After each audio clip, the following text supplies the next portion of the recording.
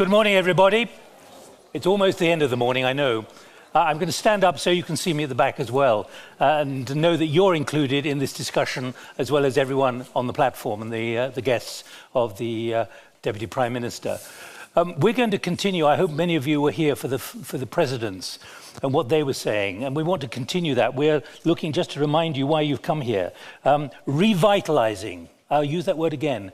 Revitalizing leadership and multilateralism in an era of conflict and fragmentation. I'm running a project called Thinking the Unthinkable, about leadership, about the challenges for leadership, which has been going on for 11 or 12 years. This is the invitation of Tanja Fajon, and we want to hear from her in a moment, particularly about the Slovenian experience in the Security Council for the last 2 years, or year and three quarters, about whether we can revitalize leadership. But I was very struck by the kind of language that we heard, particularly from the Slovenian president this morning.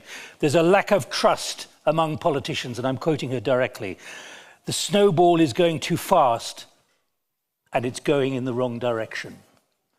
So those are the kind of realities summed up by the president, and it was reflected by the other presidents as well in different ways.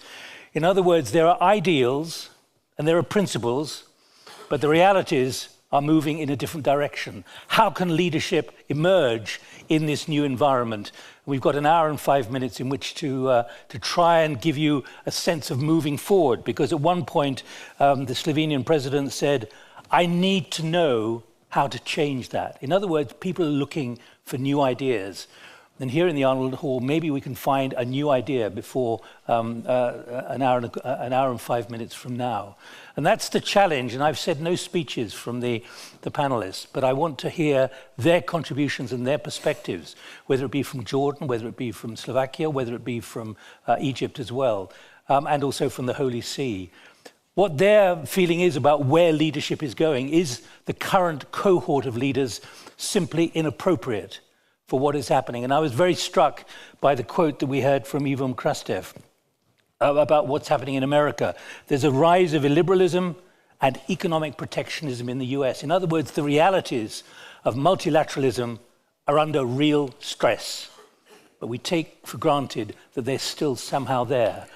I would put it to you that this is showing that orthodoxies are now what Jeff Mulgan, formerly at number 10 Downing Street, calls zombie orthodoxies. In other words, our minds are set in the wrong direction and in the wrong way. Let me introduce our panel. First of all, the Deputy Prime Minister. We all know you, but welcome.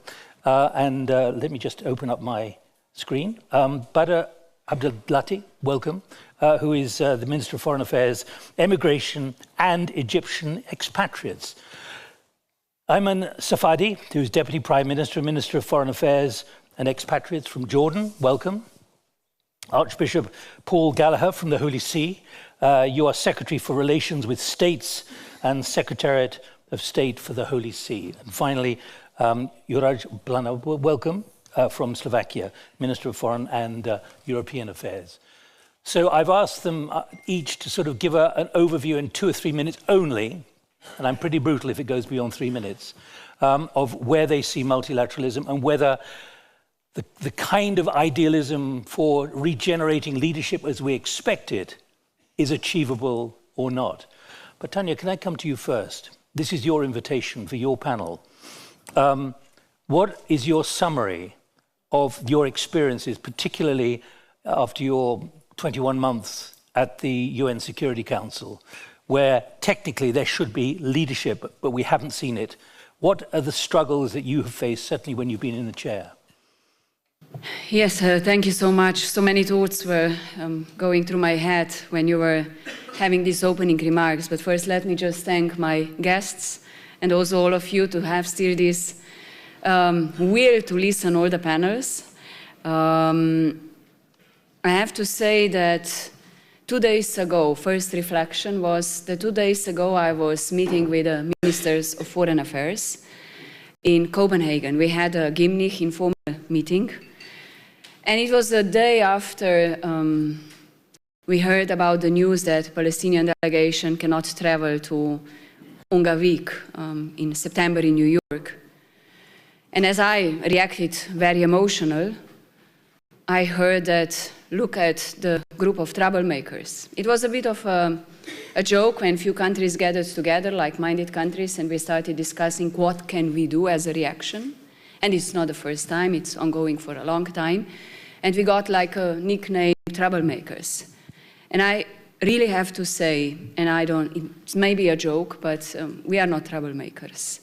And I also don't agree that we as a Slovenia run some sort of a policy that it's based on idealism or naivety. It's very much realistic. I think if everyone would be committed like we try really to commit to our values of respect of international law, democracy, human rights, UN Charter, the world would be much better. And this is not the case. So if we are troublemakers in that sense, then I'm proud of it. Because we are setting the mirror to our international partners, our friends and allies, and a mirror what is right, what we believe it's right.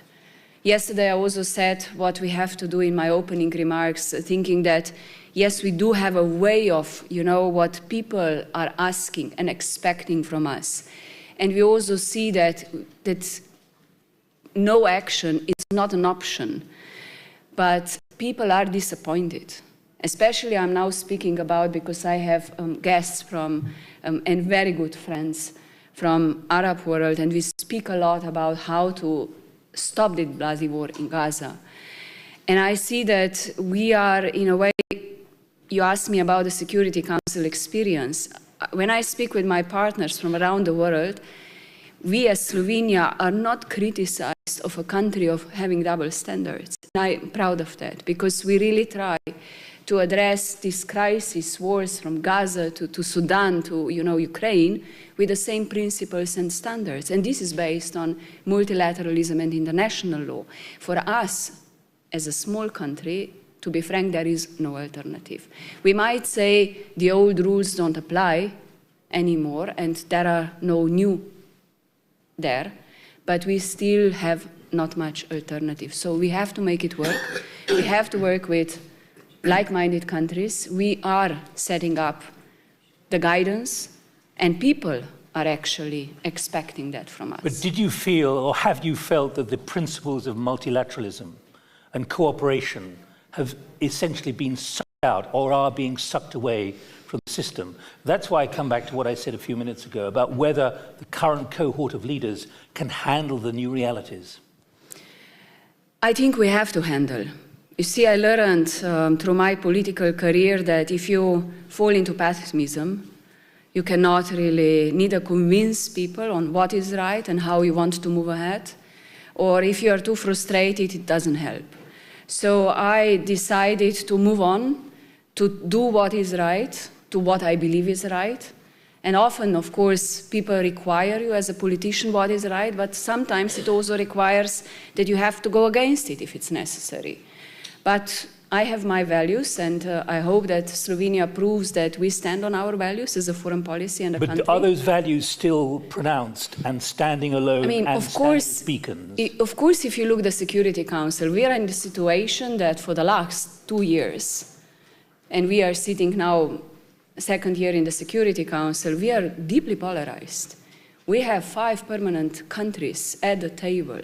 One is aggressor in Ukraine, violating international law. We have no chance to adopt a single resolution, not even how to implement it. The last case was this resolution last week, that it was actually the initiative of Slovenia on famine. When the famine in Gaza was officially declared, we put a resolution on the table which was a very simple language to condemn, to help population against starvation, children. It's really human atrocities, genocidal acts. Name it, but we have to stop it. And we were not able to adopt a resolution because of one state not voting in favor. And if you look at the history of all these resolutions just dealing on the Middle East, we are paralyzed. But I want still to stay a bit on the optimistic side. We have a group of E10 countries that are coming in, and this group has a much more important role than in the past of the work of the Security Council.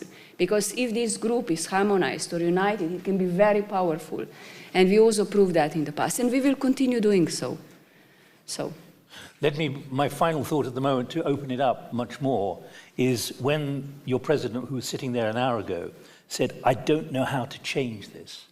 Have you got clear ideas? It's all very well putting principles up in a plenary session addressing an audience, but do you have clear ideas how to revitalize leadership and multilateralism in this current environment where so much is being drawn to the center again, or is shaky and almost like an earthquake is unraveling so much of what we take for granted? I mean, one thing is if you look about the decision-making process, and I don't want to go there, because this is a process of a reform or whatever, or respecting the rules, we know where we stand. It's also about reality today. We have governments as we have, but I think we can rely a lot on our people and our societies. If they, are powerful enough to understand war is wrong, conflict is wrong, starvation is wrong, killing civilians is wrong. I mean, all this, I think we can all unite on that. I don't think that anyone really says it's good enough to kill people. So I think we need strong leaders that are committed to these basic values. Can they come from the current cohort, or do they have to come from a new cohort? I think it has to be a combination of both, because we will not change the world over the night. Simply, we have leaderships as we have to work with them, we have to have dialogue, and in diplomacy, I learned well, you have to always try to find compromises and search for political solutions. President said very well, and we often speak, we don't want wars, we don't want weapons, we want the words and political dialogue and political solutions. Right, let's move ahead. Let's get an Egyptian view from Badr Abdelatty. What's your view of whether this leadership can be revitalized? Much leadership actually is quite offensive to a lot of people, and therefore you may not want to revitalize it. But what's your view from Cairo? Well, first of all, extremely appreciative to our dear friend Tanja for convening such an important and timely forum here, and we are always commending Slovenia for its leadership. Despite its size, it's a small country, but it's big, of course, in terms of leadership, in terms of siding with the principles of the enshrined in the UN Charter and in the international law. Well, I believe that, this topic to me today is very, very important, very timely, and very valid. We are facing a great deal of challenges, in Europe here. Ukraine is not only a security challenge for Europe, but also a big challenge for us in the Arab world, in Africa, in the Middle East, in terms of supply chain, in terms of food security. Just to give you an idea, we used to import, we are #1 net importer of wheat in the world, with 12 million tons every year. And we used to buy 1 ton by around $270. Now it's exceeding 400 something. It's a big challenge for us and for African countries. The same applied for our neighborhood. Maybe it's not secret that my country, this is the first time in our ancient, modern, and contemporary history to face such kind of challenges coming from all directions, from the east, from the west, from the south, even from the north. And if leadership needs to be revitalized, how do you believe it's coping? Well, we have 2 points here. Of course, revitalizing leadership, this is very important, but above all, revitalizing multilateralism. And this is extremely, extremely important, because now we have different challenges. No single country, regardless its size, can cope with the existing challenges we are facing. So leadership is all about shared responsibility. We have to revitalize multilateralism, and this is not going to happen without specific measures. You asked it before about what do we have to do. First of all, of course, we have to reform the Security Council, and we have to reform the Bretton Woods institutions. Without that, we cannot talk about revitalizing multilateralism and leadership. To ignore a continent like Africa or a big civilization like Muslim or Arab civilization from being represented in the Security Council with our, of course, size in reality, this is not acceptable. This is, of course, a main obstacle to revitalizing multilateralism. So we have to reform the Security Council. We must have a better representation as African, as Arab, as Muslims, and of course, giving veto rights to only 5 countries. For what? I mean, this is not valid anymore. So either to reform it and to give the newcomers the same right, or of course to remove it from all countries, and to have more democracy. One more issue is Bretton Woods institutions as well. We cannot talk about revitalizing multilateralism without reforming, making more democratic the World Bank and, of course, the IMF and other institutions, because to have more democratic decision-making process and to listen to us, not to impose, and this is a very important issue. Let me conclude by saying one word about we have to be very careful. Public opinion, not only in our region, but in the world now. No more, they are not anymore believing in multilateralism, not believing in international law, not believing in UN and the UN Charter, and this is something extremely dangerous. We have to be careful. Tanja spoke about double standard. No, we are talking now about 100 standards. When it comes to Ukraine, everybody here in the West is talking about occupation. That's good. And we, as Egypt, we voted in favor 5 resolutions by the General Assembly to support that. But when it comes to Gaza, to our region, everybody's shying away and they are accepting, and this is shameful for the West, for the whole human being, for all world community to accept this genocide in motion, and everybody is keeping silent and without intervening. I assume that the 5 of you believe that multilateralism is withering, and also that leadership is really struggling and it's getting worse. So I take that for granted, but Ayman Safadi, your view from Jordan. Thank you, sir, and allow me again to start by thanking my dear friend Tanja for the opportunity. And Tanja, you're not a troublemaker. You've been a voice for justice, for peace, for international law, and you've demonstrated that very unequivocally over the past 2 years, during which we've been struggling with one of the most shameful crimes in modern history. So thank you not just for hosting us, but thank you for your very principled stand. And sir, I think multilateralism has been crushed along with life in Gaza in the past 2 years. What the Israeli aggression in Gaza did was not just destroy a whole community, destroyed schools, hospitals, destroyed life itself. It also destroyed belief in the credibility of international law. Because the view, not just from our region, but the view from many corners of the world, is that international law is applied selectively in accordance with the balance of power and the identity of the aggressor or the victim.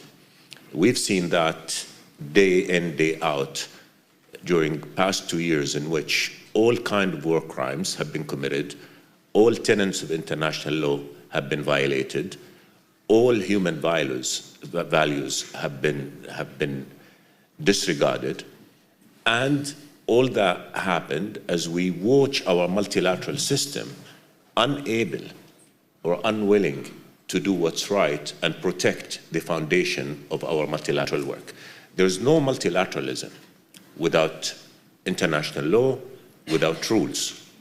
And when those rules are applied selectively, then that multilateral system loses its credibility and loses its ability to function. Because once you do that, once you set a precedent, you cannot walk back from that. And again, to the point that my dear friend Badr made, a colleague of mine yesterday was saying that if Russia applied its position on the Palestinian-Israeli conflict to Ukraine, we will have no conflict in Ukraine. Well, I say if the whole world, particularly our friends in Europe, applied the position they have towards Ukraine to the aggression, not just on Gaza, but on the right of the Palestinian people to exist, we would have had peace in the region decades ago. So this is where we are now. Question, we all believe in multilateralism.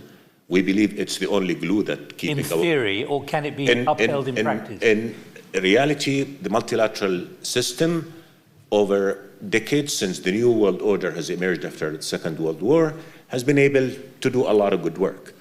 The challenge is that we need to reform multilateral organizations. When the UN, the biggest manifestation of multilateralism, fails to implement its own charter, allows a member country to violate its charter, allows a member country to commit genocide, to commit starvation, then there's a big question mark about the effectiveness of that international law. And that begs the question to all of us, what kind of world do we want to live in?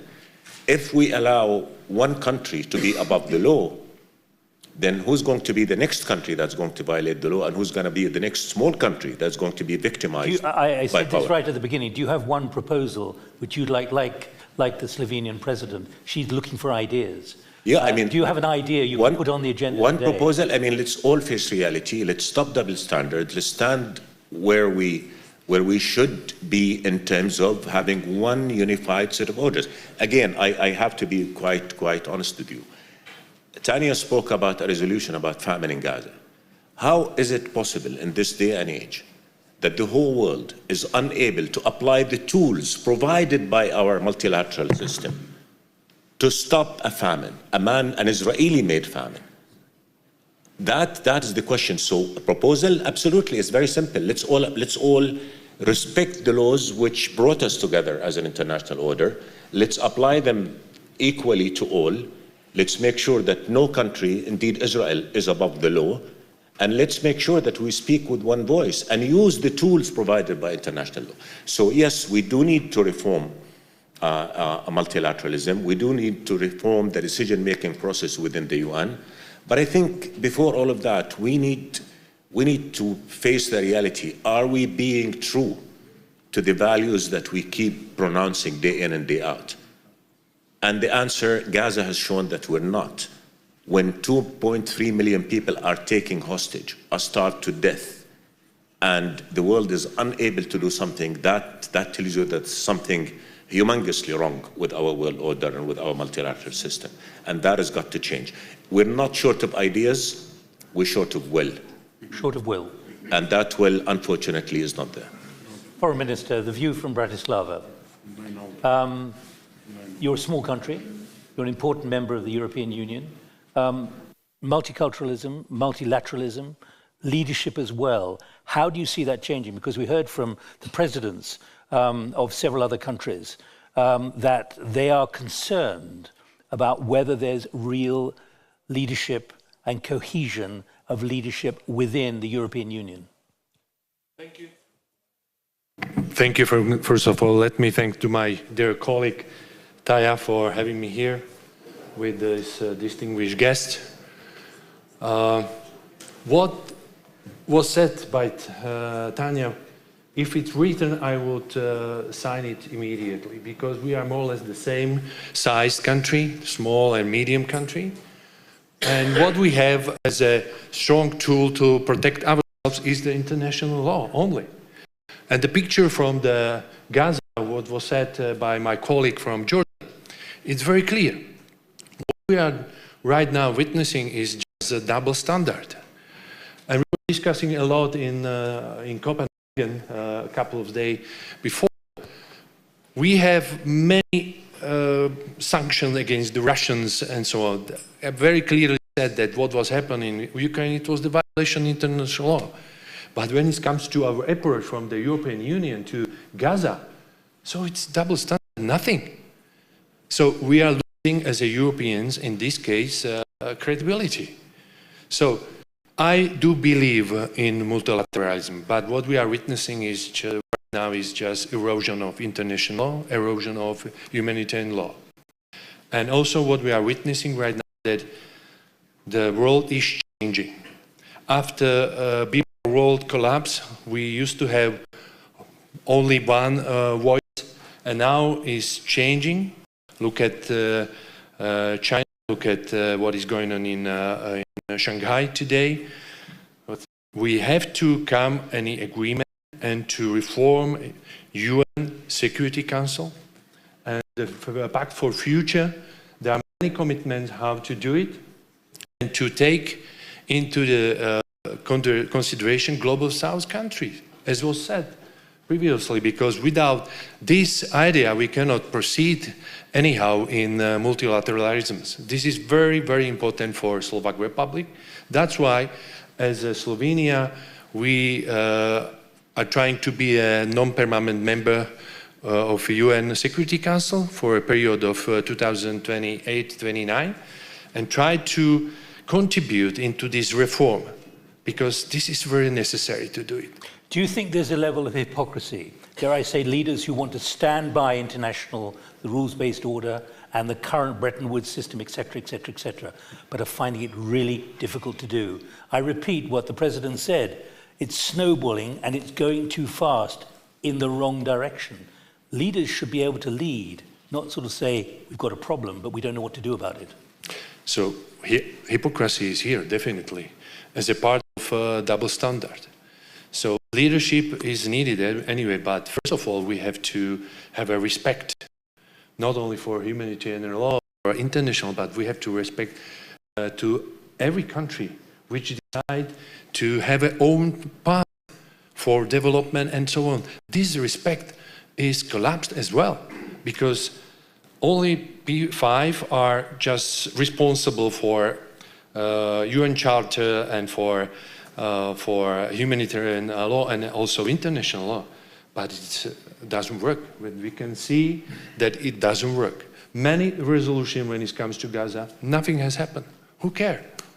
Many resolutions when it comes to Ukraine, nothing happened. So this is very important that we have to come to adherence of international and humanitarian law, of course. And if we are talking about the leadership is not just one person or one country. Every responsibility is on every country. Of course, P5 is one of them. But we have to take, as I said, into the consideration also Global South country. That's very important. When we finish in 35 minutes, I hope we'll have some positive ideas as well. So let's not get too gloomy.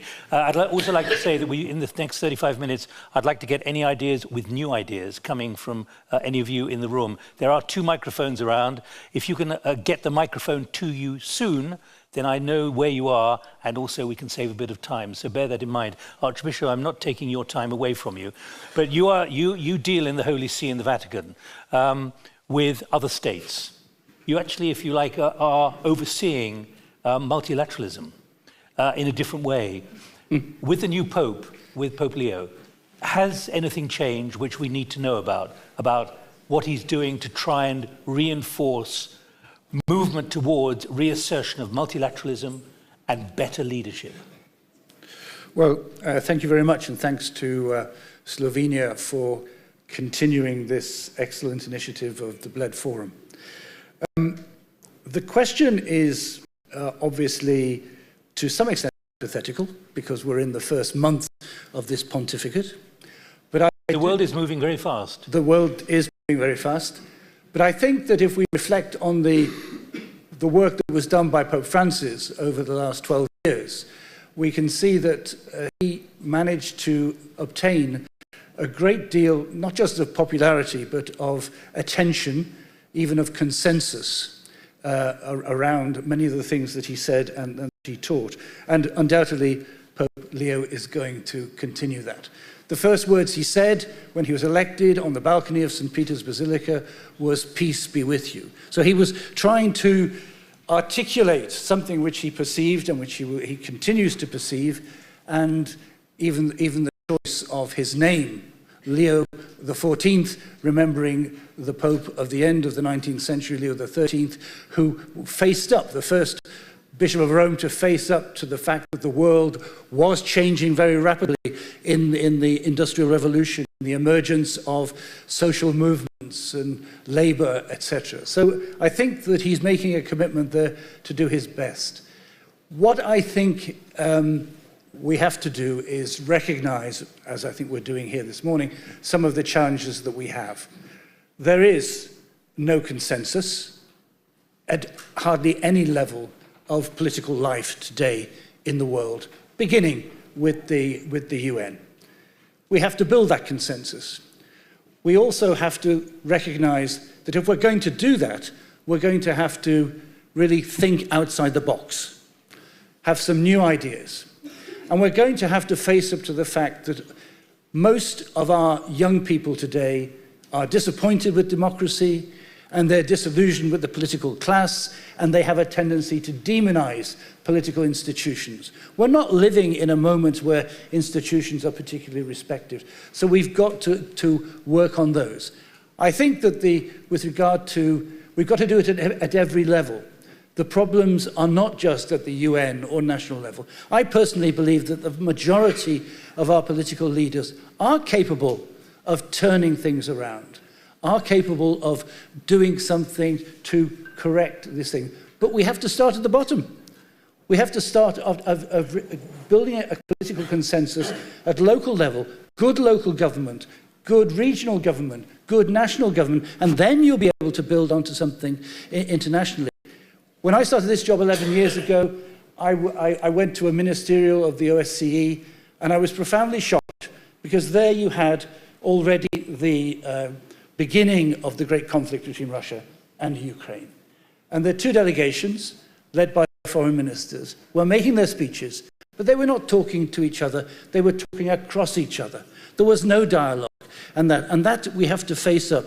That is, I think, the crisis of most of our institutions. The UN, I think, could be taken in hand. There is a growing desire of the majority of the nations to reform the Council and do that. It's got to be possible, and I think it will come about very quickly. Do you think leaders understand the level of fragmentation and lack of credibility that there is now in so many institutions, including national governments, as we're seeing with populism rising in many electoral processes? Oh yes, I think they do. I think that most leaders recognize that democracy is in crisis because it cannot deliver the two basic things that people need in political life and even human life, which is prosperity and security. If you can deliver those two things, you'll be in power for a very long time. Right, has anyone got the microphone yet?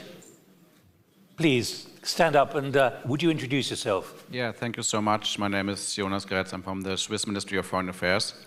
And I wanted to pose a question to His Excellency, Foreign Minister of Egypt, Mr. Abdelatty, because you talked about the reform of multilateralism. And last year we wrote a report for the Swiss government on the BRICS countries, and now you are a member of this group, which has two P5 countries. And I wanted to ask you whether you will come up, or whether you see this group as a vehicle also to push for the reform of the UN Security Council, because of course we all agree that it should be more democratic, more representative of the world, but there have been reform proposals for decades around and talks about this. And the BRICS countries mentions Security Council reform in their communiques, but it's, as we saw it, it wasn't too concrete. So maybe you can outline a bit your approach to this group. Are you suggesting it's more token than concrete? Well, it has been, yeah, several proposals from the African group and another group, and yeah, so I just wanted to know whether there are discussions going on and how you see these progressing. All right, has anyone else got a question? I'll come to you in a moment. I just need to know you've got a microphone. Come in quickly on this particular, quite a technical point, but a very important point. Well, very, very quickly. First of all, we have to understand two things when it comes to BRICS and our membership to BRICS. First of all, we perceive the BRICS as mainly and only an economic group. It meant to just accelerate and deepening trade and investment relationship among the group of the BRICS. Secondly, we are completely against polarization. That should be very clear from the beginning. As for, BRICS and the reform of the Security Council, there is no specific position, but as you correctly mentioned, it's a bit more generic about the need of reform of Security Council. As for us, we are 100% abiding by the Africa unified position, the Azzolini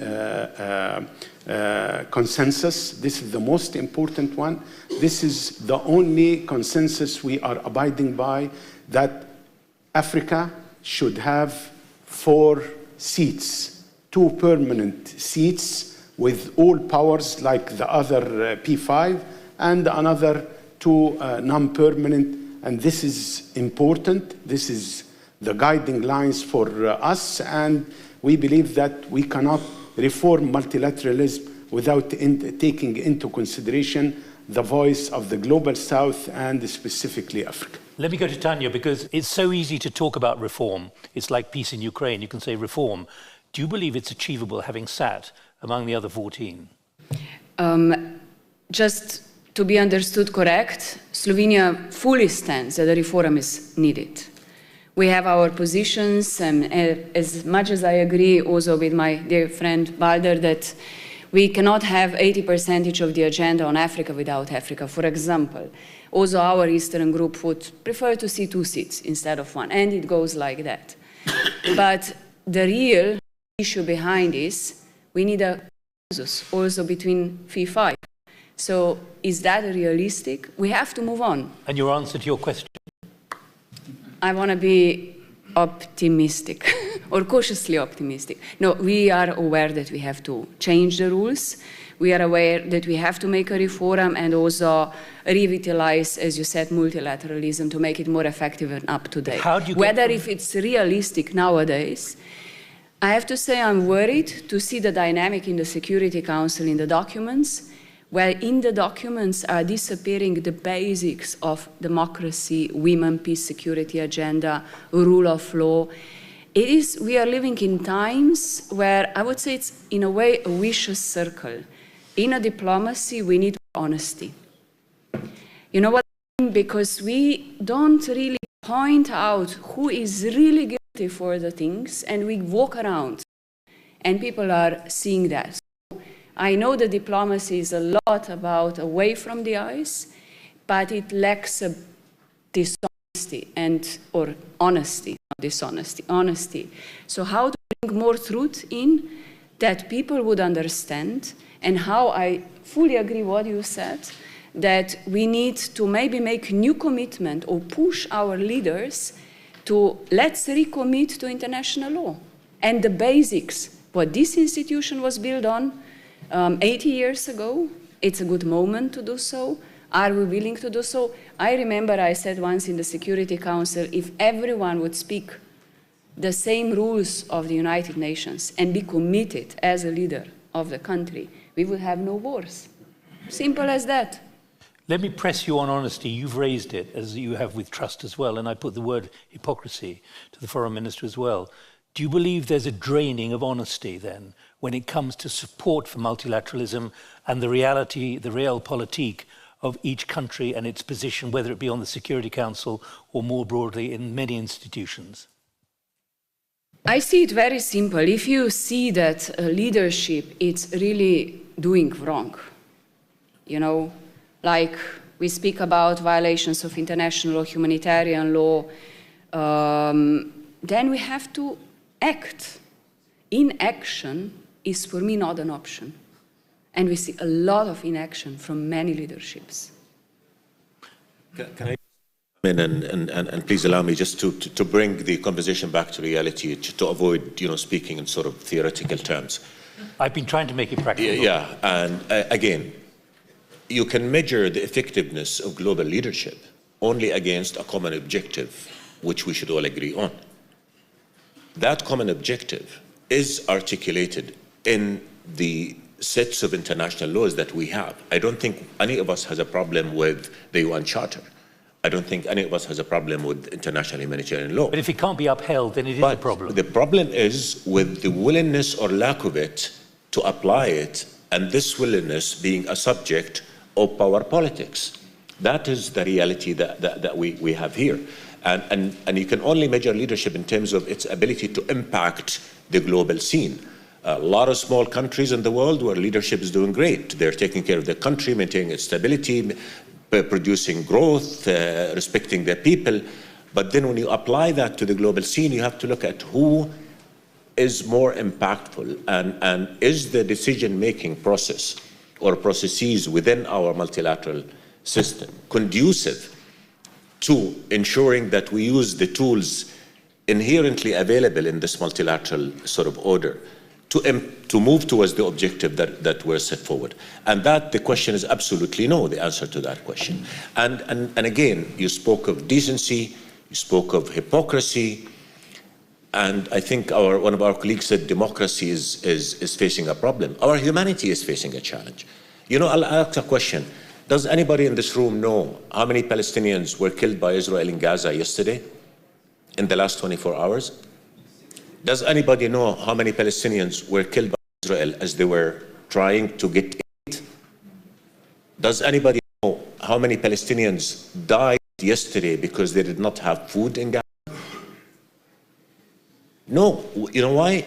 98 Palestinians were killed by Israel in Gaza in the last 48 hours. 43 Palestinians were killed in Gaza yesterday as they were seeking aid. 9 Palestinians died from starvation in Gaza yesterday. What has happened is that our international system has normalized the killing of innocent people, the starvation of innocent people, to the extent that the killing of almost 150 people in 24 hours doesn't cause noise anywhere. This is the problem. This is the reality with which we're facing. Because if 124 people were killed in any other country, the whole world would have stood up and said something's wrong there. So that's what I'm trying to say.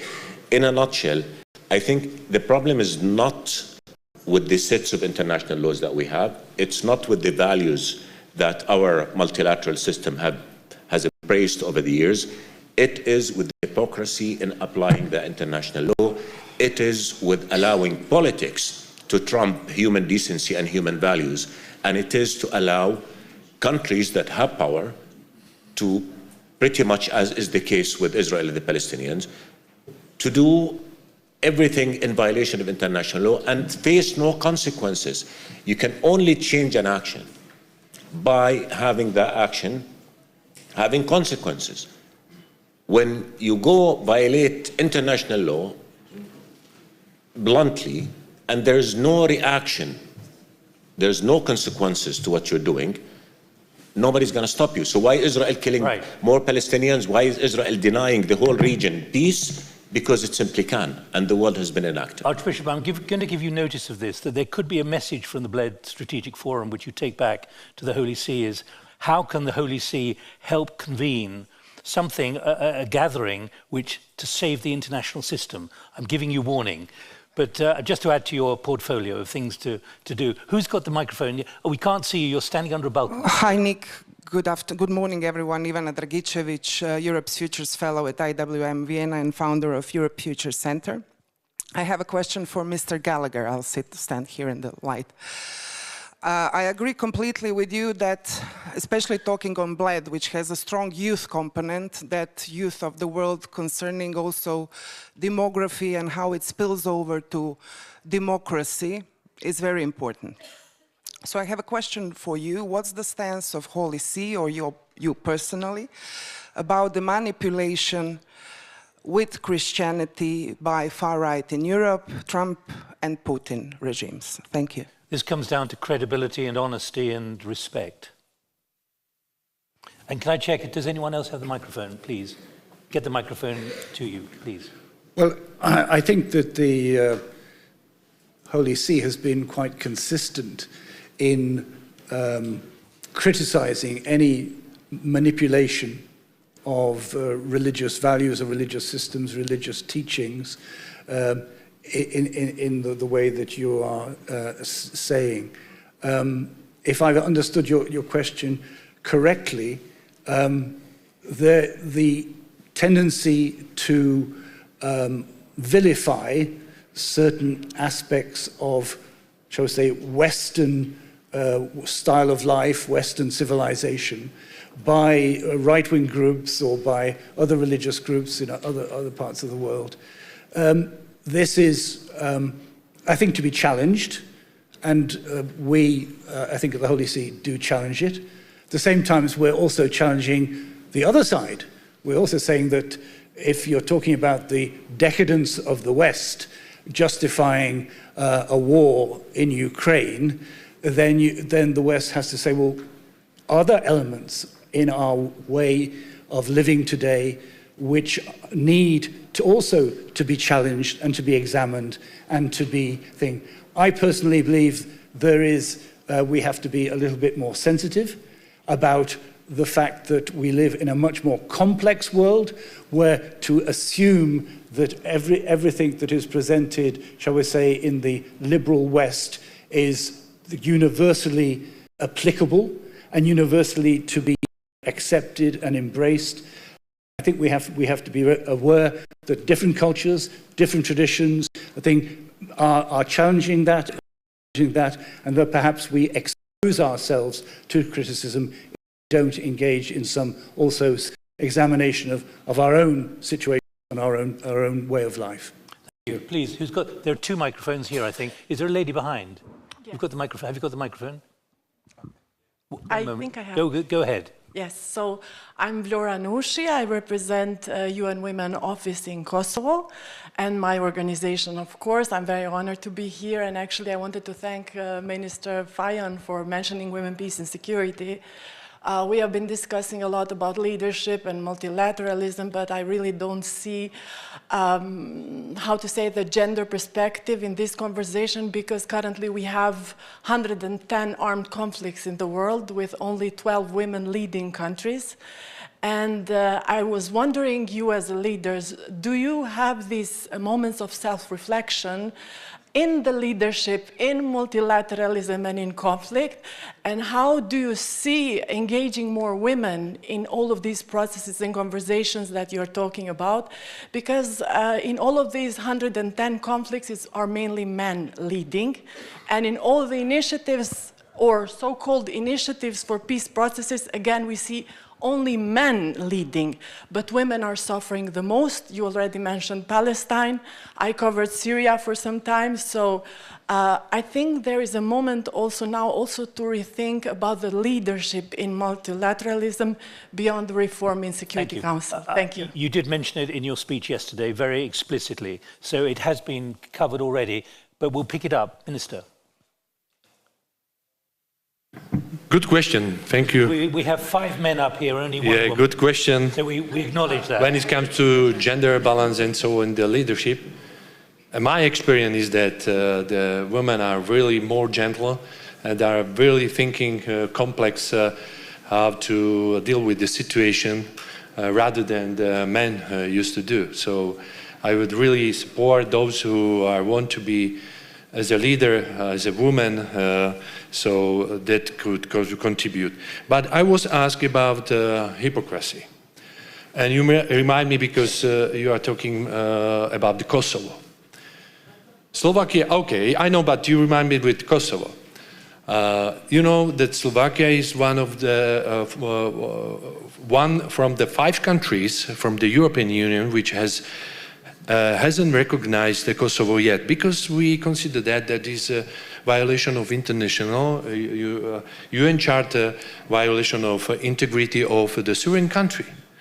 And now we can see the different approach to Ukraine. So this is hypocrisy. This is something which we have to solve. Otherwise, if we say, okay, this is the different case as in Ukraine, so we cannot come together as Europeans and so on. So this is also double standard. We have to think about the double standard differently and maintain the double standard, not like if the international is broken by the good men or good guys, it's okay. If it's broken by bad guy, it's not okay. It should be the same. So, as I said already, our strongest weapon we have as small countries or any other countries in compared to the strong P5 or any big country is the adherence of international law. We want to contribute it, and something what I would like to add, you know, Slovakia is sometimes considered as a how you call infant terrible of European Union. But what we are doing is not broken unanimity of European Union. What we are doing right now is just to support dialogue, which is so missing, this dialogue. That's why we are talking with other leaders in China, also with the leaders in Russia, because without dialogue we cannot solve any war, any problem. You know, that's very important, and we are doing this policy on every corner of globe, and this is multilateralism support as well. Tanja, would you like to reinforce your message, given that it was particularly about women and leadership and what you have experienced as a foreign minister, as a deputy prime minister, both in the Security Council and in so many other forums, about the importance of women? I mean, I pay a lot of importance to these issues because I fully agree what you said. I mean, I see a big danger that in multilateral environments, really the agenda on women, peace, security is in a way, you know, also disappearing. And what I have to agree with you, if we would have more women, just in negotiations for peace, and we have fantastic women, we could do much more. So we are really trying on every platform to engage in a decision-making process, more women in empowerment, more women. So this is a general call we are doing, not only for a decision-making process, but to empower women and to also raise awareness what is going wrong. So I can just stress the call you made. I cannot say that the world would be better or with less wars if there would be many more women leaders, but at least it is a good chance, looking to some statistics and argument, the world could be better. And it was interesting when I was listening to you right now, and I recalled our debates in the EU to see, you can see so many different views we have. Just in Europe, when we speak about the Middle East, you can see so many differences. The whole geopolitics shifted to Indo-Pacific. And we see also so many differences when I speak with African countries or Asian countries, how we interpret also the international law when it comes to national interests. So there are a lot of challenges. Of course, there is a political will, absolutely, but then it comes to also a very thin line how to protect national interests and where to apply the international law. And this is the really a very strong leadership required that has not only legal responsibility, moral, political responsibility, and we lack that. But let me press you on that, because the title of this session is about revitalizing leadership. Do you reckon that women, people like yourself, in positions of positions of responsibility and influence, actually make a big difference to revitalizing leadership? I think we could, if it would be more of us. Yesterday, for example, before the official opening of Bled Strategic Forum, I gathered women in the political positions. We were, I think, around 10 women in the room, and we discussed exactly that issues. How to empower us, how to, make us stronger, and, how to use our positions. We need more of us, but it's one of the permanent issues. So I have to tell you that at every meeting we have, everywhere we go, New York, whatever, Washington, elsewhere in Europe, we always gather women in minority. To give you an example, in the circle of 27 EU ministers, we are currently 5, but we are struggling and gathering our, principles together to be also heard and bring the issues on the table. Thank you. Right, one here. We've got 10 more minutes to run, so I can take another question and get a microphone to you over there, please. Yes, good morning. I'm Gregor Meyer. I'm a senior correspondent for the German press agency DPA in Belgrade and occasionally working also in the Middle East. I would address my question to the distinguished podium, whoever wants to answer it. There was a lot talking about international law as a basic for the multilateralism. Do you see a certain structural problem with the fact that international law, when it is violated, that there are no real effective mechanism to sanction it? I mean, we have the ICJ, we have the International Criminal Court, which had indicted Prime Minister Netanyahu, but he is just going for a photo opportunity to Budapest to his friend Viktor Orban, and nothing happens. And as I understand it, the US administration is even punishing, sanctioning this court. In other words, do you see the rules-based system on life support at the moment? Are you agreeing there from Egypt? Well, absolutely, yes. I mean, we have international law, we have principles, we have UN Charter, but the main problem here is upholding to those principles. So it's all about the political will. You know, when you have a country consider itself above the law or have impunity and doing everything at its hands, you know, creating an artificial famine, also killing people, as my dear friend Safadi mentioned. Their main crime, just they are waiting in lines to get food for their family. You know, the problem here is the political will and upholding and applying sanctions and the specific steps. If each country understand very well that violating law will have consequences, then everybody will behave. But the main problem now, unfortunately, I mean, there is a lack of political will. Look, I'm sorry to say that European Union, there is no unity, no decision. There is a clear-cut violation of the association agreement between Israel and the European Union. And you cannot take a decision. If one young man or women arrested in Egypt or in our neighborhood, outcry in the whole world, you know. And now, as Safadi mentioned, you know, yesterday, just every day now, it's getting normal. 100 persons to be killed, and you have genocide in motion, you have famine created by the Israelis, and nobody give a damn.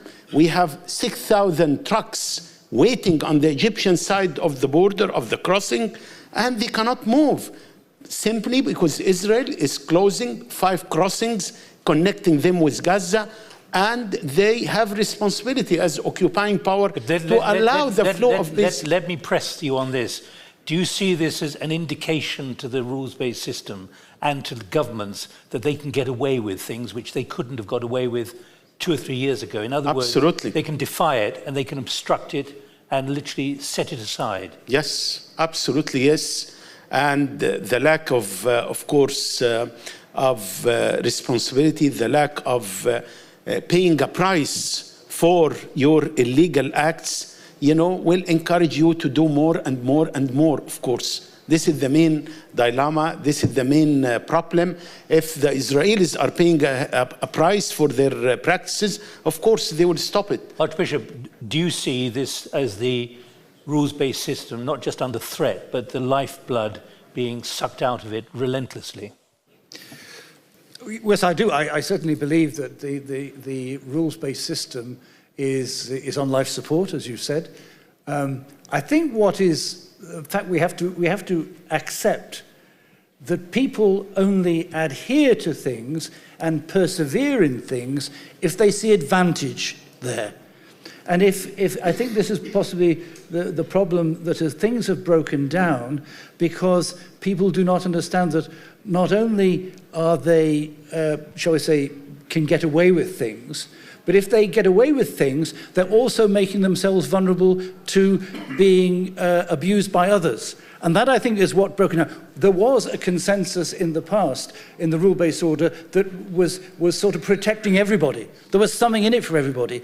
Now, in the recent past, that has broken down, and somehow we have to work on that, and to see that the people of not only are they answerable to institutions and to the law, but also that they are beneficiaries from the institutions and the law. Let me press you. What do you mean somehow we have to work on it?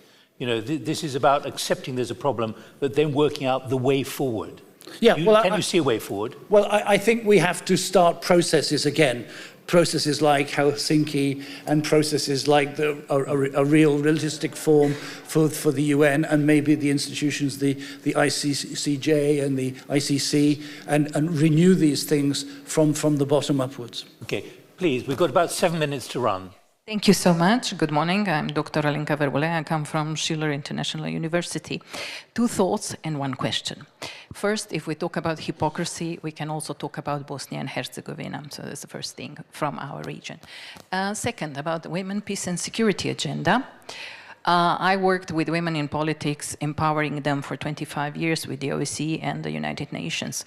One of the biggest challenges is how to get women together to, similarly as men, overcome the political barriers, disagreements, being parties, military, etc. So it's very important for women to find a common topic where they can meet, where they have common grounds. This is a start. And I'm happy to hear that women at the highest level are trying to do something in this respect. Now, my question. So, leadership, revitalizing leadership, and also going back to the comment made by our guests from Jordan. He said that, he asked us how many people died in Gaza, etc. I also see a problem with media. Media are very biased in reporting about Ukraine, about Gaza, about other conflicts. Information is not only biased, but it's also but keep it to leadership, can you, not the media? Yes. No, but what I'm trying to say is, now, focusing on the leadership, I would like to ask our guests from Egypt and Jordan, what is their leadership doing? Because we know very little about this, or there's little information about that. And also, how do they see in the aspect of the whole discussion, how do they see also women participating in the processes of addressing the issues? I think we partly answered that, but let me come, Mr. Safadi. And sorry, also maybe a little bit about the Palestinian authorities. We've only got 4 minutes left, so be understanding that there's a limit to what we can talk about. Thank you so much. Look, I mean, what we're doing in Jordan is what we've been doing for decades, working for a just and lasting peace that will ensure peace, security, stability in the region for all peoples of the region. So it's not because of what we have not been doing, and Egypt has been doing the same. It's because we don't have a partner for peace in the Israeli government right now. In the middle of the crisis, we remain committed to international law, despite its violation by Israel. I'll give you an example. Every resolution about Ukraine at the UN, we voted for it, even though the Ukraine abstained on voting on every resolution on Palestine. Yes. Why? Because we stand on principle. We have an occupation next door. So we're doing that. We're doing a lot to everything in our ability to help save Palestinians from starvation. We have been sending I have no flexibility in time, so I'll be very quick. 1 minute. I'll be because she asked a direct question, I have to answer that if I may. Do it in 30 seconds. I cannot do it in 30 seconds. Give me a minute, because I'm under please. really strict instructions. I need to answer the question. So we're doing everything. We're getting aid. We're working to establish peace. We're working to stop the aggression. And it's not because of what we're not doing. It's because of what Israel is doing that we're not being able to get there. Let me go to Cairo. Let me just get a quick... And Tanja, if I can come to you at the end, just to summarize whether we've done anything about revitalizing leadership. Well, of course, as you correctly mentioned, it's important to work more and more with regard to revitalizing leadership and the multilateralism. Of course, what we are doing in Egypt, I mean, like what my dear friend Ayman mentioned, we are doing everything in our hand. You know, we have provided more than 70% of the aid entered into Gaza since October 7, 23, till now. We are doing everything possible in order to stop this genocide. And we are abiding by our commitments according to the peace treaty, of course, in order not to escalate in the whole region. I mean, women is playing very, very important role in our society. In the front, in Rafah, we have 31,000 young women are working very hard on the ground with the Red Crescent in order to cook, to provide food for starving people there, for assisting, of course, wounded people and injured people. We are doing everything in our hand, but again, it takes two to tango. We need partners, and unfortunately, I can say it, of course, completely clear that, as Ayman mentioned, we don't have an Israeli partner All right, for peace. I'm going to stop at that point. We reached an agreement. We reached a deal for a pause, for a ceasefire for 60 days, and the release of 10 hostages alive and 18 bodies, and to allow the humanitarian aid to flow to Gaza. We agreed on that, and it was based on American proposal. And unfortunately, we don't have even an answer from the Israeli side. Thank you. Let me leave it there. Tanja, can I come to you? A reminder that we've been talking for the last hour about revitalizing leadership and multilateralism in an era of conflict and fragmentation. Have we advanced the discussion for you?